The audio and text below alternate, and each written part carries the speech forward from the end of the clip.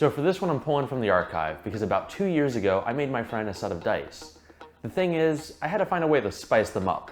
And since he's a big fan of Sriracha, what better way than to make dice out of Sriracha?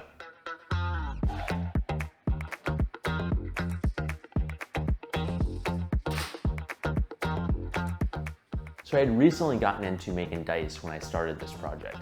And I knew I wanted to make it special and not just a set of dice, but also a dice box, which would basically be made to mimic a Sriracha bottle and open up. But for starting out, the first thing I had to do was figure out how I was gonna get the resin to look like Sriracha. So for this step, I compared a few options. I had just some basic resin with Sriracha in it, some with just paint, some with mica powder, and some with a combination.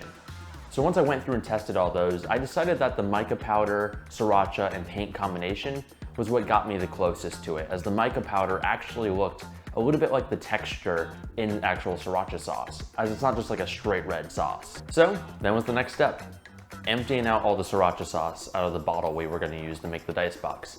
So we're emptying the Sriracha bottle, and now I have a cup full of Sriracha, which is kind of disgusting. But once the bottle was all cleaned out, we could get started mixing some resin.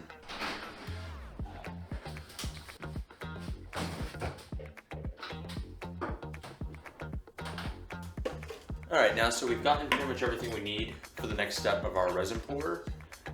We've emptied out the Sriracha bottle.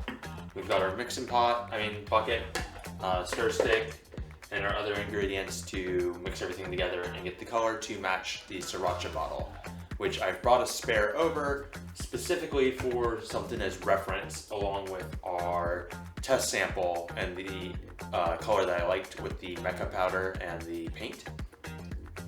So we're gonna start with the resin. We have the instructions here. We're just gonna toss those away. And I'm using super clear liquid glass. It's a 2:1 ratio by volume. So we're gonna start by mixing some of this. I haven't used this before. So far, all my dice pours have been with a tabletop resin, which is efficient for dice, but since we're gonna do a deep pour filling up the bottle, we need resin that can work in those deeper pours. When the chemical reaction happens and it heats up, it doesn't cause problems. I did not know this at first, and on another project, when I was getting into resin, quickly had an issue with that. So this is the first time working with deep pour resin, so we're gonna see how it goes.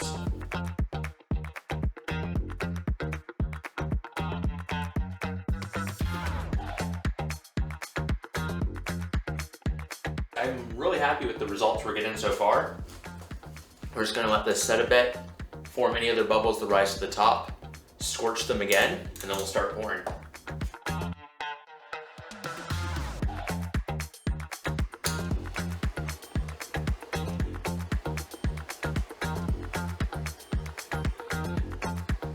I also made sure to use the same resin with Sriracha in the dice mold to make the dice. These are also going to get inked with a green paint to basically match the cap of the Sriracha bottle.